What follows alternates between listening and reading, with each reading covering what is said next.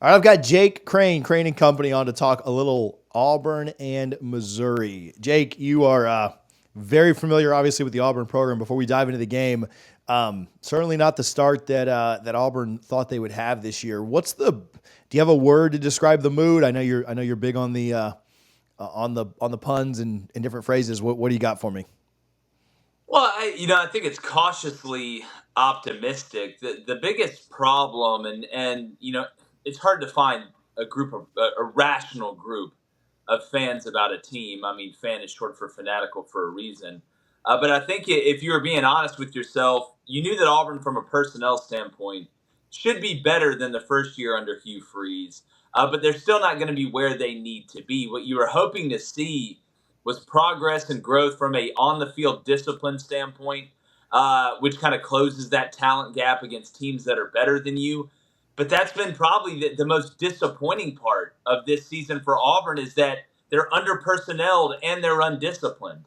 Like you got to pick one. Like either you don't have good enough players, but you're so well coached and disciplined that you can kind of close that talent gap, or that you're so damn talented you can afford to be undisciplined every now and then and get away with it. What's that saying in Animal House? Fat and stupid's a bad way to go through life.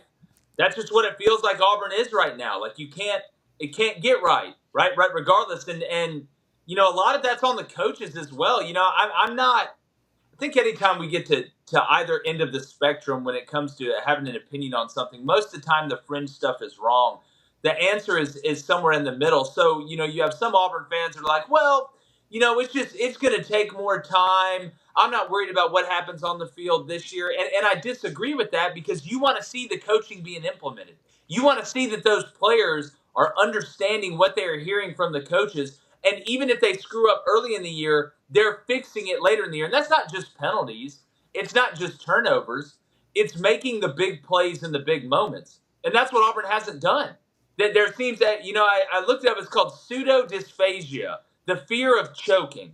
That's what I think is going through Auburn's program, right? They got a case of it, right? It's like everybody's got the yips. It's like everybody's Chuck Knobloch at second base, throwing it into the third row of the stands when it matters the most on a ground ball. So if you're on the other end of, well, you need to fire Hugh Freeze, this isn't going to work, that's wrong too. They've got to get better players in there. They got the number 3 ranked recruiting class in the country right now with 27 days to go until signing day. But at some point, you got to show proof of concept on the field, man. Like it's got to translate. So cautiously optimistic, trying to stay positively patient.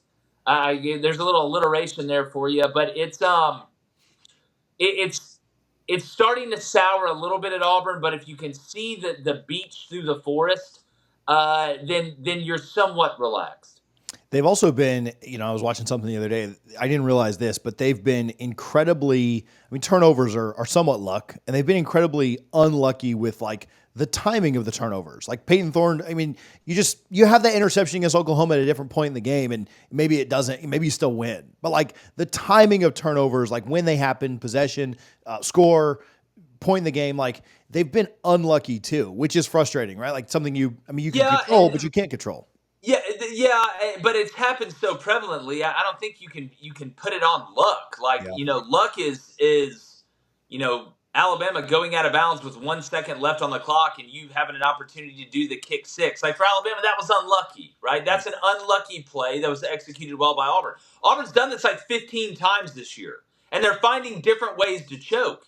You either choke for the whole game, like you did against Cal on offense, like you did against Arkansas, or you actually play well. You put it together like you did against Oklahoma, and then you don't just screw up, but you catastrophically blow up. And it wasn't just Peyton Thorne. I mean, the defense gave up some big plays and big moments as well. But it's like the NASCAR driver that leads for the whole race and just driving his ass off. And he's had good finishes before, but he's never won a race. And then on the last lap, not that he gets bumped or an animal runs out on the track. You just drive the car into the wall. You just drive it in the wall. And not only do you not win the race, you don't even finish the race. So, yeah, some of it's unlucky, but I'm a firm believer in you make your own luck. Sure. And that the ball's going to bounce your way eventually, or it's gets back to even at some point.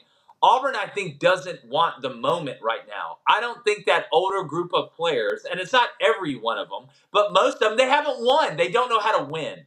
Like Auburn's leaders don't know how to win. The only time Peyton Thorne won is when he had the Avengers on offense with Keon Coleman and Kenneth Walker and Jaden Reed, where it was just, hey, let me just hand it off, or let me throw this swing, or let me throw the hitch. So Auburn's older leadership, I think, has to get out. You got at some point, everybody in the village has to light a torch and start singing the hymns, and you put them on the raft and you just push them down the river, and you hope these new recruits coming in are winners. Because at the end of the day, TJ, you can dress it up, you can wrap it up, you can call it whatever you want, but winners win and losers lose. Yeah. Missouri 5-1, and a lot was made about them potentially being a contender this year. A lot of that soured after they started poorly and then just got absolutely demolished by A&M. With how crazy college football, though, has been this year, I mean, I guess they're still a contender, but they obviously need to fix some things pretty quickly. Yeah, they're still a contender, but I mean, if you're a Missouri fan, you're just perplexed that the whole offseason, the questions were not about the offense because you return Brady Cook, you return Weiss, you got Noel. Obviously, you got Luther Burden, who may be the first wide receiver taken in the NFL draft after what he does to the combine. So the questions were about the defense. And not that the defense has been stellar, but I think there's bigger questions about the offense. And offense is Drink's baby. So if you're Missouri, it wasn't just that A&M was hitting big plays on you. They were. It wasn't just that you looked out-athleted when it came to being able to tackle in space against what A&M was giving you. It was that offensively you looked inept. Yeah. Nothing was working. And look, A&M's got a really good front seven. Their linebacking group is legitimate. We knew that coming into this year. There was a couple questions, but Scooby Williams and those guys, they answered it. That's for sure. But if you're Missouri, you've got to find a way to get back explosive. Somebody's got to start working on the nuclear reactor program again. And for the love of God, get Luther Burden the ball. Listen, I like Theo Weiss. I think he's a good player. I think he's got a chance to play in the league. Noel's a good back. What they do with the zone run, the outside zone, is really nice. But you literally have a nuclear weapon in Luther Burden Jr. At any point in time when he touches the ball, whether it's on offense, whether it's on special teams, whether it's an intermediate pass, a short pass, a vertical pass, a jet sweep, a reverse, a shovel pass, something cool I haven't even thought about yet. Hell, put him in the Wildcat. Somebody get this man the ball. When you need to save the world, you don't call Robin, you call Superman. Yeah. Give Superman the ball. So if I'm a Missouri fan, you thought your left hand was going to be on defense, but now it's like you got two left hands and you're right-handed. But don't worry, here comes the slump buster into town.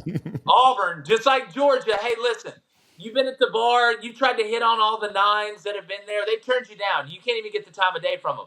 But there's that five, right, who may be built like one of the dwarfs off Rings of Power, but she makes a mean spaghetti and's got a great personality, and you'll feel better about yourself for about a week until you go back out to the bar again and try and hit on another nine.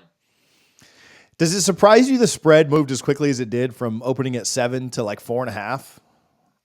No, because I mean, at this point in college football, who the hell knows? Who the hell knows? Vegas has the math problem now. They got the two twins with the tied ponytails under the Bellagio or whatever sitting in that pool, figuring out what's going to happen. But I don't even think they know this year. So as far as spreads, I'm going to tell you what, TJ, I'm betting Army. That's what I'm doing. That's what I've been doing every week. I'm betting Army and ULM is off this week. So as far as betting that game, not touching. Yeah, I've as a Liberty grad, they've been doing me right. So Wagon, yeah. Oh, you got into Liberty, TJ? Congrats! I knew one of us was smart. Yeah.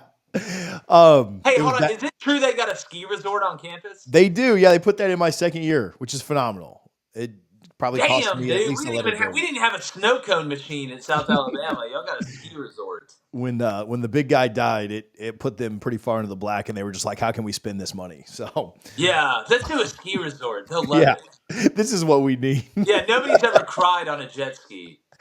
Who is the game mean more for? I think Missouri, just because Auburn always has a decently high standard, but I mean I think it was accepted. This team probably wasn't going to make a run in an SEC championship and beyond. For Missouri, this was the year to see if, last year wasn't an anomaly, right? And you returned a lot of the pieces that got you there, kind of like Ole Miss. There's a lot of mirrors in Missouri and Ole Miss, not only when you look at the way the team is built, but the schedule as well. They had two of the lighter schedules, quote unquote, lighter schedules in the SEC. So I think a lot of the pressure is on Missouri to prove that they can maintain the ability to run with the big dogs, not just be a flash in the pan once every 3 to 4 years. Yeah, Auburn and Missouri. It does feel like though if you lose this game, it's really tough. And Auburn's maybe they're checked out, on the year anyway, and so maybe that doesn't matter as much. But it's hard to if you're Auburn and you lose, like, are you beating any of the last four? Kentucky, Vandy, A&M, and Bama. Missouri, if you lose to Auburn, are you beating Bama, South Carolina? I mean, yeah, maybe you get wins against Mississippi State or Arkansas. I don't know. Arkansas is probably a little better than maybe I'm giving them credit for, but it does feel like if you were to lose this one for either team, I guess Missouri's season isn't over if they win out, right? But Yeah. it feels like things are pretty well tanked for both teams. Yeah, well, if you're Missouri, you lose 2 games. I don't think you're getting to the SEC championship, even though there's no more divisions and there's 35,000 tiebreakers to see who would play in it.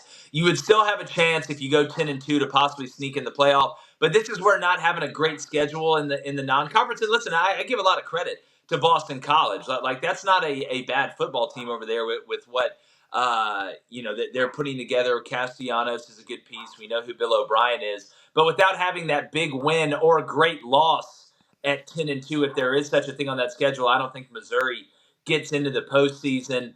I don't think they'll quit. I think they got too much veteran leadership. Now, when it comes to Auburn, you're coming off a bye week. Maybe you had a chance to reset or whatever. But at this point, it feels like whatever it is, get the young guys in there. I think Auburn's leading the country with freshmen taking defensive snaps this year. So you still get a lot out of it. You still want to compete. You still got to play with pride.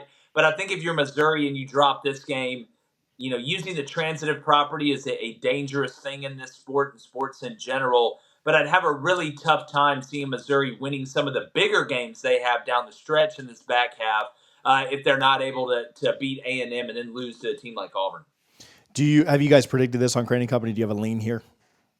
I mean, how do I not take Missouri? We haven't made our picks yet, but I'll go ahead and tell you. It's Auburn is until Auburn shows me they can figure out how to win when they're not playing, a team that is just unbelievably outmatched athletically. I can't believe in them. Not that Missouri fills me with personal blossoming hope, right? But I do think this Auburn team finds a way to lose games. And until this younger group can kind of take that over and take the mantle from them, I just have a hard time picking Auburn to win anything of merit when it comes to football. Jake, where can people watch your show, follow you, find you on X, all those things? Oh, yeah, it's really easy, man. If you watch, we're on YouTube. It's Crain & Company, Crain & Company, Apple Podcasts, Spotify, all that stuff. We get into the nitty-gritty, man. We have a good time. We take live calls. We go live from 2 to 3:30 p.m. Central, which is 3 to 4:30 p.m. Eastern. I'm getting really good at learning time zones, TJ. That daggum mountain time though. It's a sneaky moth. So, Nobody actually lives there. but no, come check us out. You like this show, you like ours. Awesome, man. I appreciate you a ton for hanging out, Of course, buddy. dude.